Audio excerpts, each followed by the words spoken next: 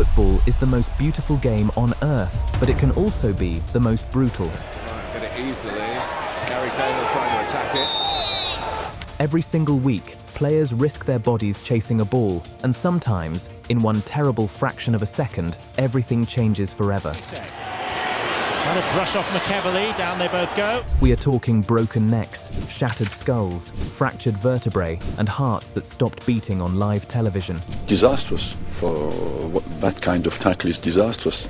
These are the footballers who came within millimetres of paralysis, death, or losing a limb right there on the pitch. Some made miraculous comebacks, some never played again, and one of them never made it home at all. Let's get into it.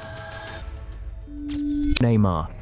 Here is where it gets spine-chilling. Literally, July 4th, 2014, Brazil versus Colombia, World Cup quarter-final, on Brazilian soil, in front of a nation that treats football like religion. And Neymar, their golden boy, was having the tournament of his life. With only 2 minutes left in the quarter-final game, Colombian player Juan Zuniga hit Neymar with a running knee directly to his spine. Neymar immediately screamed out in agony. As Brazil's coach Luis Felipe Scolari later revealed, Marcelo ran up to Neymar directly after the challenge and asked him how he was feeling, and he told him, "I can't feel my legs." He could not feel his legs. On a live World Cup pitch, the entire Brazilian nation held its breath. The official diagnosis was a lumbar vertebrae fracture. And then came the moment Neymar described in the most devastating terms. He said, "Then I went to the hospital, did the tests, and they told me, I have two pieces of news, one good and one bad. The bad one, you can't play at the World Cup, it's over for you." And I'm like, what's the good one?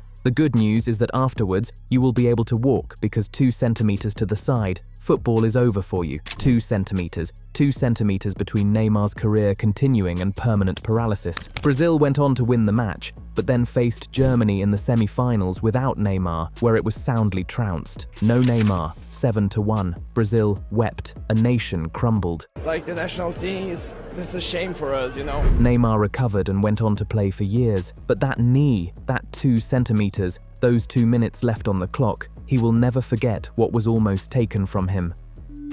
Marc-Vivien Foé. Marc-Vivien Foé was a Cameroonian professional footballer who had played in League One and the Premier League with clubs like Lens, West Ham United, Lyon and Manchester City. He was strong, commanding, and utterly adored by his teammates. But on June 26, 2003, the football world lost him in the most public and heartbreaking way imaginable. Cameroon faced Colombia in the semi-final of the FIFA Confederations Cup, held at the Stade de Gerland in Lyon, France. In the 72nd minute of the match, Foé collapsed in the center circle with no other players near him. Just jogging, no challenge, no contact, nothing. He simply fell. Medical and support staff attempted to resuscitate the player on the pitch before carrying him on a stretcher to the bowels of the stadium, where attempts to restart his heart failed. Dr. Alfred Müller released a statement from Lyons Medical Center. Marc-Vivien Foé, who fainted, was taken to the medical block at the stadium to be placed under cardiac reanimation for 45 minutes. That was not sufficient, and he died. It is a sad day for football. He was 28 years old. He had a wife, 3 small children, sons aged 6 and 3, and a daughter only 2 months old. A second autopsy concluded that Foé's death was heart-related, discovering evidence of hypertrophic cardiomyopathy, a hereditary condition known to increase the risk of sudden death during physical exercise. No one knew. Every screening missed it. Foé was flown back to Cameroon, where he was given a state funeral in the capital city of Yaoundé, with the country's president Paul Biya in attendance. 2 of his teammates, Rigobert Song and Samuel Eto'o, held a gigantic photo of him at the post-match ceremony, and a runner-up medal was hung around it. He was posthumously decorated with the Commander of the National Order of Valor and had his shirt numbers 23 and 17 retired by Manchester City and Lens, respectively. A lion never dies. He sleeps. That is what they said in Cameroon, but the pain never went away. Fabrice Muamba. Fast forward to March 17th, 2012. A different country, a different stadium, but a scene that would freeze the entire football world once again. Fabrice Muamba suffered a cardiac arrest and collapsed during the first half of an FA Cup quarter-final match between Bolton and Tottenham Hotspur at White Hart Lane. Those inside the stadium gazed in stunned silence when Fabrice dropped suddenly to the floor near the halfway line with no one around him, 43 minutes into the match. The referee stopped the game, players wept, 30,000 fans went completely silent. Bolton Wanderers midfielder Fabrice Muamba did not respond to 15 defibrillator shocks and was in effect dead for 78 minutes before his heart started beating again, doctors who treated him revealed. 78 minutes. By any medical measure, this man should not be alive. His life was saved thanks to quick thinking from both the Spurs and Bolton medical teams at pitchside, aided by consultant cardiologist Andrew Diener, who had been watching the game as a fan. Dr. Diener, a Spurs fan, had decided only at the very last minute that he would cycle to the stadium and attend the cup tie, and was able to talk a steward into allowing him onto the pitch to help the medical team. Talk about being in the right place at the right time. Bolton's doctor, Jonathan Tobin, later described the pressure of those moments on the pitch. "I can't begin to explain the pressure that was there," he said. On 15th August 2012, Bolton announced that Muamba had retired from professional football based on the recommendation of his medical team. Muamba himself said, "While the news is devastating, I have much to be thankful for." And he was right. He was alive. He got to go home to his family. With the crowd continuing to cheer his name, Muamba tearfully walked out to the part of the field where his heart had stopped when he returned to White Hart Lane months later. He didn't remember precisely where he fell, but Spurs fans, they will never forget. Samuel Asamoah. And then there are cases that have no easy, happy ending. Not yet, anyway. The story of Samuel Asamoah is one of the most recent and terrifying on this list. The serious injury occurred during a match between his second-tier Chinese club, Guangxi Pingguo, and Chongqing Tonglianglong on Sunday, October 5, 2025.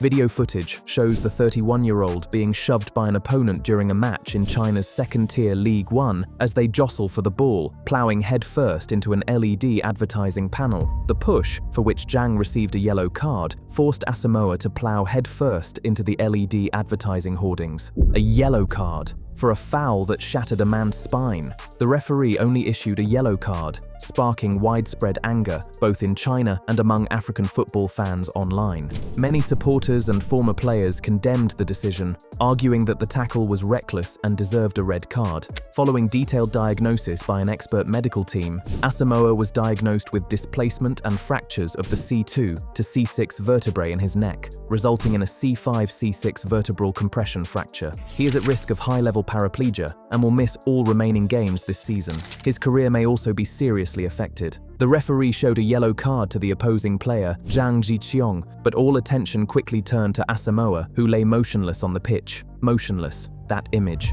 Players standing around him, faces white with shock. Medical tests later revealed a dislocation and fractures in several cervical vertebrae, along with nerve compression that could affect his mobility. The club confirmed that the player underwent successful surgery in Nanning and that his condition is stable, though his recovery will be long. As fans across Africa and Asia send prayers and goodwill messages, the tragic accident has sparked renewed conversations about player safety and stadium design standards in professional football. As of today, April 2026, the football community still watches and waits for Samuel Asamoah's full story to be written. Christian Eriksen. But if any story on this list represents the ultimate triumph over death on a football pitch, it belongs to Christian Eriksen. On June 12th, while playing in Denmark's opening group stage match against Finland at Parken Stadium in Copenhagen, Eriksen collapsed in the 42nd minute as he was about to receive a throw-in. He just fell. No reason, no warning. In front of a packed stadium, on live television, broadcast to hundreds of millions of people around the world. Eriksen's teammate and captain, Simon Kjær, was credited for his response after placing him into the recovery position. Urgent medical assistance arrived immediately, and cardiopulmonary resuscitation and defibrillation were performed on the field before Eriksen was taken off the pitch on a stretcher. Denmark's team doctor, Morten Boesen, gave perhaps the most haunting interview in football history the following day. Yeah, what should I say? He was gone, and we did cardiac resuscitation, and there was cardiac arrest. How close were we? I don't know, said Boesen. Gone. He was gone. Speaking to Danish media, Eriksson said, "I remember it all, except those minutes when I was in heaven." Eriksson was later fitted with an implantable cardioverter defibrillator device, a type of pacemaker intended to prevent fatal cardiac arrests by discharging a jolt to restore regular heart rhythm, and made an incredible return to the sport he loved. Just 259 days after he collapsed, Eriksson made his competitive return in the English Premier League after signing for Brentford. And what did he say after his first game back? "If you take away the result, I'm one happy man. To go through what I've been through, being back is a wonderful feeling." Speaking ahead of the 2022 Qatar World Cup, Eriksson said the incident at Euro 2020 altered his perspective on both football and life. "I think it gave me the appreciation of being alive and being with my family, and I think everything else is just moved to the side. One of the greatest comeback stories sport has ever seen, period." Petr Cech. Speaking of nearly losing everything in an instant, let's talk about a man who should not have survived the first minute of a match. On October 14th, 2006, Petr Cech's life changed forever. In the first minute of a Premier League fixture at newly promoted Reading, he was involved in a collision that left him with a depressed skull fracture. He was rushed to the Royal Berkshire Hospital before being transferred to the specialist brain injury unit at Oxford's Radcliffe Infirmary, where he underwent emergency surgery. 2 metal plates were fitted in his skull, 20 seconds into the game. 20 seconds. What many people did not know at the time was that if you are one of triplets, as Cech is, you have a very thin skull over that part of the brain. It is inherent in a triplet, which is why he continues to wear his helmet, because he has a thin skull. Initially unaware of the seriousness of the injury, doctors later reported that it nearly cost Cech his life, and as a result of the collision, he suffered intense headaches. Chelsea manager Jose Mourinho blamed the opposing winger, saying that his challenge was a disgrace. Incredibly, Cech returned to action just 3 months later. There were a lot of people saying it was probably the end, and that he would not play again, but Cech himself told reporters he refused to accept that fate, saying, "I set my mind and targets on that. I never asked myself, what if? I put all my energy into doing the right thing." Cech kept 202 clean sheets throughout his career across his spells with Chelsea and Arsenal, more than anyone in history, and he is the only one to pass the 200 threshold. He also boasts the record for the most clean sheets in a single Premier League season, which was 24 during the 2004-05 campaign. Oh, it was poorly defended, and the header by Keane produces a magnificent save. Cech wore his trademark headguard for the rest of his career. That helmet became one of the most recognizable symbols in football, not just of safety, but of sheer, bulletproof determination. Ryan Mason. And here is where it gets even closer to home. Because if Cech's story is one of miraculous recovery, Ryan Mason's story is one of a career stolen far too soon. Hull City midfielder Ryan Mason suffered a fractured skull after a head-to-head collision with Chelsea's Gary Cahill during an English Premier League game on Sunday. Get it easily. Gary Cahill trying to attack it.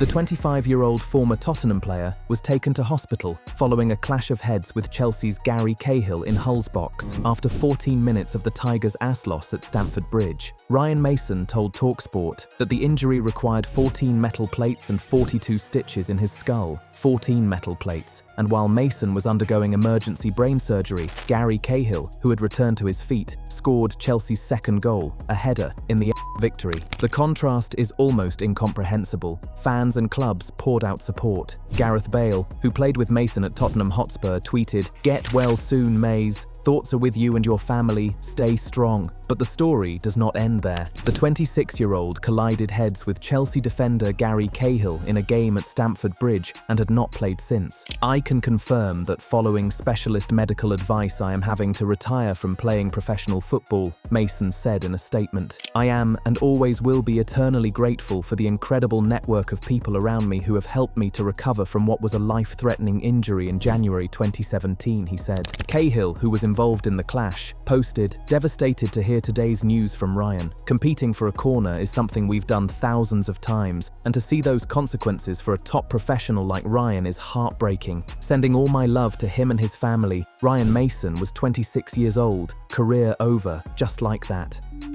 Eduardo da Silva. Now let's talk about a tackle so brutal, Sky Sports refused to show the replay. Arsène Wenger called it comparable to murder. In February 2008, Arsenal were 5 points clear at the top of the Premier League and seemingly on course to win their first title since 2004. However, their season hinged on one agonising moment. Wenger's side went into the game against Birmingham, sitting 5 points clear at the summit with 12 games to play, and the course of their season and Eduardo's career was to change with just 3 minutes on the clock at St Andrews. Martin Taylor came to meet Eduardo, diving into the challenge and crashing high into the left leg of the Arsenal man. Eduardo's fibula and tibia fractured instantly, with the force of the challenge dislocating his ankle, while shattered bones ripped into the tissue. Eduardo into space. Tackled by Taylor, who showed studs. The injury was so graphic, Sky Sports refused to show any replays, while players from both sides were visibly shocked. Eduardo recalled, "I did not see the tackle coming. It didn't feel too bad, it just felt as if I had twisted my ankle. But I went down, and all of a sudden, there was a big fuss around me. Lots of people were talking, and I heard someone say I could lose my foot." Wenger exploded in the post-match interview. "The tackle was horrendous. I've seen some bad ones before, but you are not always punished with a broken leg. The minimum is that the season is over, and we're scared it is much longer." Wenger initially called for a lifetime ban for Taylor. Disastrous. For that kind of tackle is disastrous. But retracted his comments later. Eduardo eventually came back, but he later admitted, "It wasn't my fault I broke my leg, but it's true to say that moment changed my sporting career. It changed Arsenal's season too. They collapsed, blew the title, and some argue they never psychologically recovered, all of it from 3 minutes into one February afternoon." Djibril Cissé.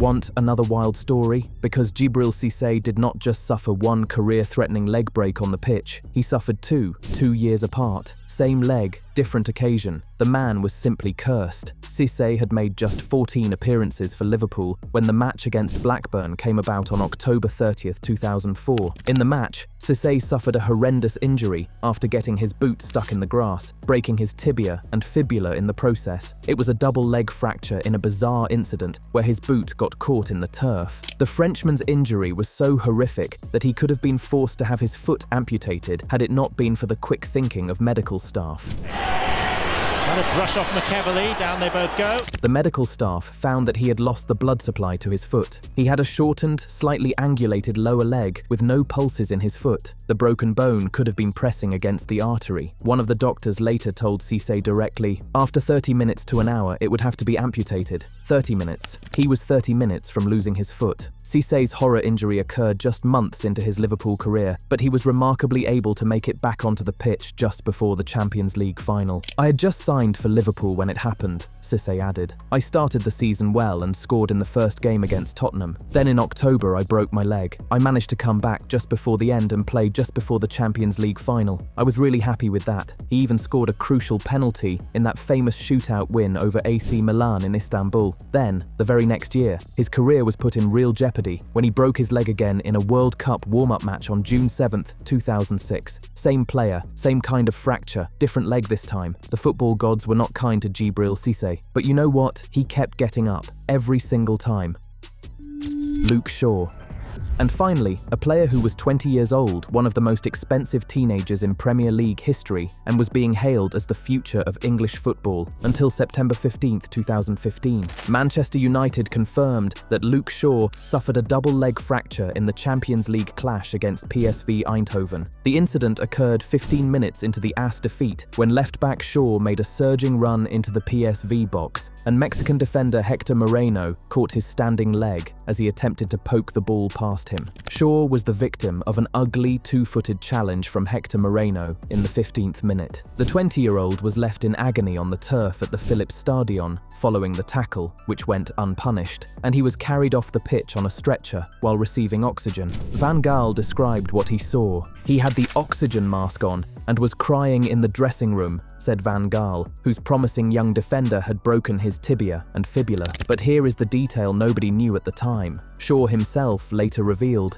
"No one knows, but I was really close to actually losing my leg. I never knew that until 6 months later when the doctor told me." Shaw added, "At the time, they were thinking about flying me back from Eindhoven, and if I'd have flown back, I would probably have lost my leg because of the blood clots and stuff in the leg." Blood clots, an emergency operating decision made on foreign soil, and then a year of dark doubt. Shaw admits that some dark days during a long road to recovery saw him consider quitting football, with family and friends having having to keep him focused on the end goal. He didn't quit, he came back. Shaw fired England into a second-minute lead in the Euro 2020 final against Italy, the fastest goal ever scored in a European Championship final. From nearly losing his leg to nearly winning a European Championship. That is the story of Luke Shaw.